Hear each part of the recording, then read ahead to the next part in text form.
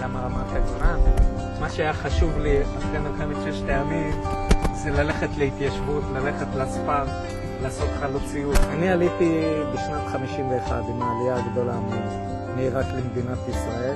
הייתי אז ילד בן 8, והזיכרון הראשון שיש לי זה כשאנחנו יורדים מהמטוס בלוב ואנשים משתטחים על האספלט ומנשקים את האדמה.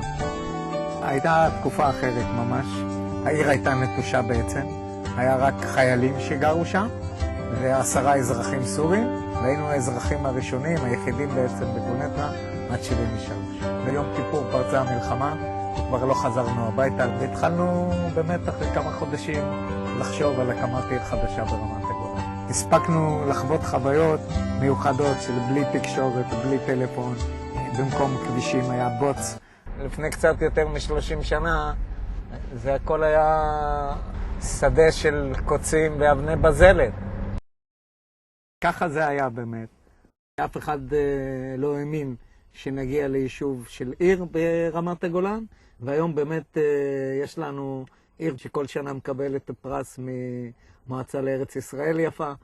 יש פה משהו נפלא בקצרין, יש פה קהילה של חילונים ודתיים ועולים וותיקים וצעירים בחיים בהרמוניה, ואנחנו עושים מאמץ שזה יקרה. בשביל לשמור על הגולן צריכים לחיות פה אלפי יהודים. כדי שזה יקרה צריך להקים יישוב גדול, עיר ברמת הגולן. ואני לזה הקדשתי בעצם את החיים שלי, וזאת קצרין. אני לא מזלזל בשום דבר קטן שאפשר לעשות בקצרין. עכשיו אנחנו נעבור ליד הכיכר שלנו, ואנחנו נראה שם פרחי עונה פורחים יפה. אני מרגיש סיפוק, אני רוצה להתרכז מה אפשר לעשות מחר בבוקר. אני רוצה להיות מאוד מעשי, לא בחלומות. זה לא מקום עבודה, זה שליחות. זה המקום המרכזי שפה כל האירועים הכי גדולים שעושים ברמת הגולן, חוגגים אותם כאן. לראות את זה מלא אנשים, מלא ילדים, מלא צעירים, זה הדבר הכי יפה. עכשיו יש פה הרבה בתי בת חדשים והרבה יקבים בגולן, ואנחנו ממשיכים בעצם לעשות את מה שעשו אבותינו פה. אני זכיתי להתחיל פה ממש את החפירה בידיים, 3 אנשים. רק על סמך המשקוף הזה כבר ידענו שיש פה בית כנסת. כאן בקיר הזה מצאנו מנורה חקוקה פה באבן הזאת.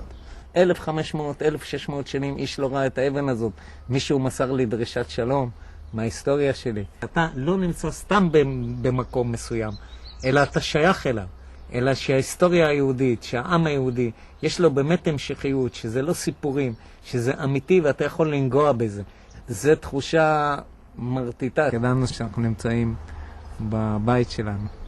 אני חושב שכל אחד צריך לחשוב מה הדבר שהוא מאמין בו, ולהיות מוכן לעשות את זה. אנחנו שרשרת בסך הכל של דורות, וכל אחד מוסר את המקל הלאה.